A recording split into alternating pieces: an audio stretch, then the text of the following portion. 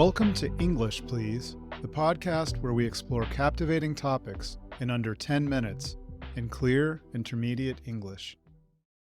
I'm your host, Christopher. I'm a language enthusiast, and I'm very interested in the most effective ways to learn a new language. I'm glad you've joined me for another episode designed to help you improve your English listening skills and vocabulary. I'm at my apartment in New York City, and it is becoming very, very crowded throughout the city right now.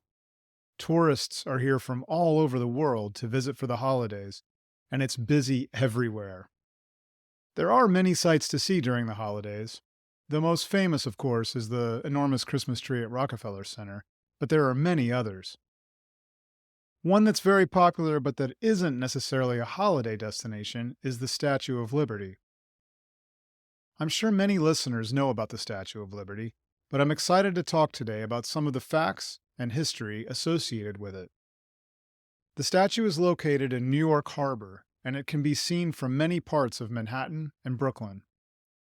This iconic monument is over a century old, and it encompasses the stories of immigrants, the alliance of France and the United States, and the evolving ideals of freedom and immigration. In this episode of English, Please, I'm going to talk about this magnificent landmark, and I'll explore its conception, design, construction, and enduring legacy. The idea for the Statue of Liberty was born in France during the 19th century.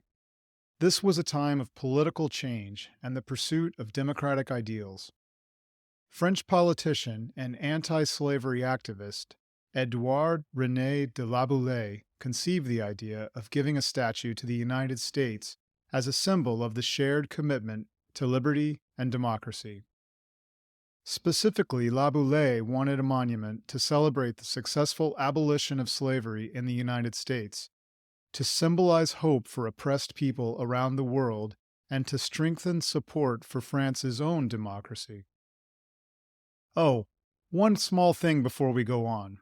There are many French names in this episode, and I thought a lot about how to pronounce them. Is it better to pronounce them as they sound in French, or is it better to say the names the way English speakers say them? What's the norm? I decided to say them the way you might hear them in an English conversation, with an English pronunciation. For example, when an English speaker refers to the famous tower in Paris, he or she will say the Eiffel Tower, rather than the Eiffel Tower. Renowned French sculptor Frédéric Auguste Bartholdi was chosen to bring this vision to life. Bartholdi, who was known for his monumental sculptures, had started planning the design of the statue in the 1860s. Interestingly, his original plan for this statue was an enormous Egyptian peasant woman dressed in a robe and holding a torch. Bartholdi had presented this concept to Egyptian leaders, hoping the statue could be placed at the entrance to the Suez Canal in Port Said, Egypt. His idea was rejected because of the costs, but this basic design was modified and later became the statue we see today. In order to engineer the intricate structure of the statue, Bartholdi worked with the French structural engineer Gustave Eiffel, famous for his work on the Eiffel Tower in Paris.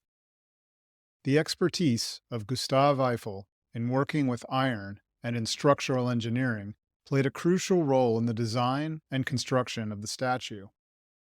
The decision to use iron as the primary material allowed for the creation of intricate details while ensuring the stability of the statue.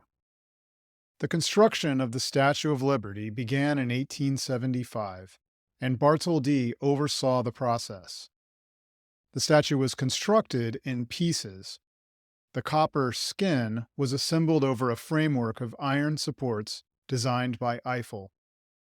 In 1885, after the completion of the statue in France, it was disassembled and shipped to the United States in more than 200 boxes aboard a French ship. The Statue of Liberty arrived in New York Harbor on June 17, 1885, and it was a highly anticipated and exciting event. There was a grand parade in Manhattan, and thousands of spectators gathered to catch a glimpse of the iconic symbol of liberty as it was transported to its final destination on Bedloe Island. The statue was reassembled there, and the island was renamed Liberty Island.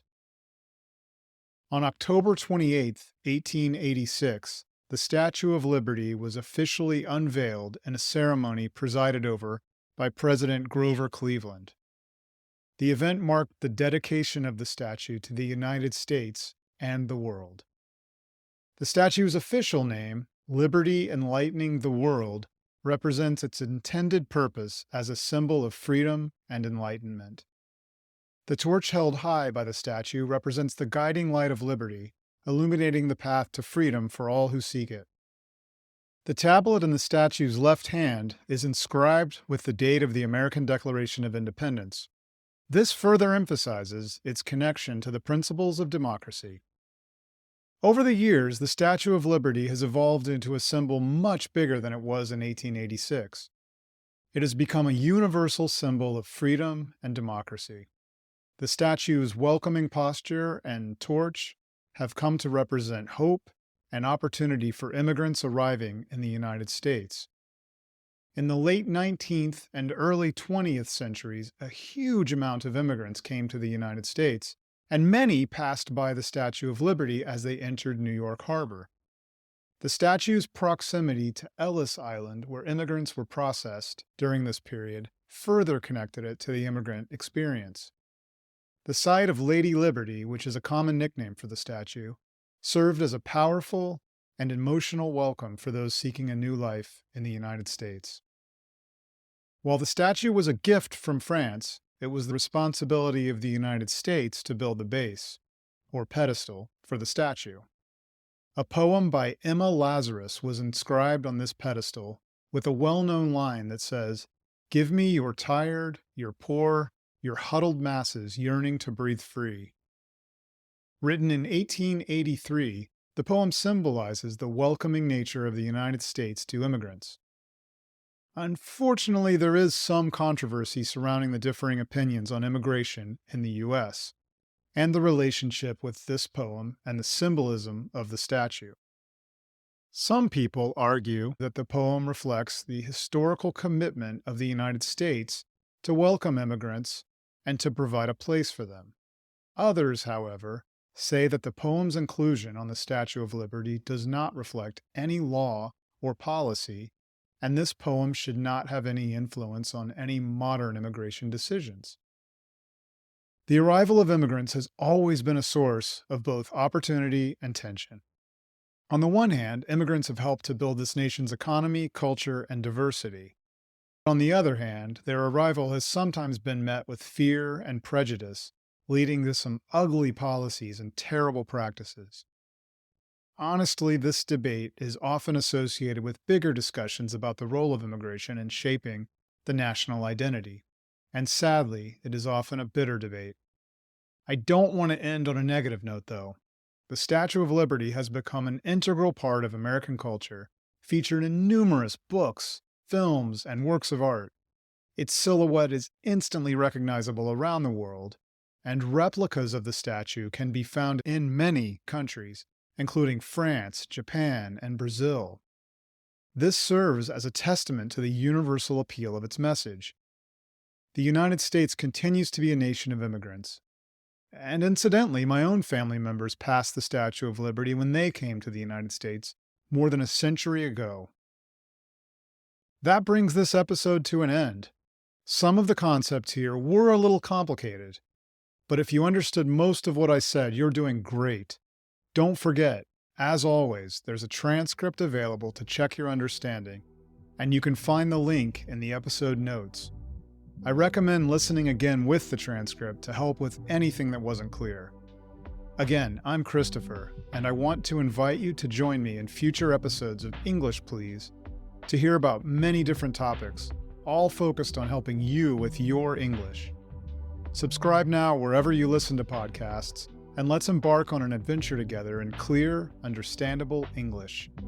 I also encourage you to visit comullen.com/pod for more information.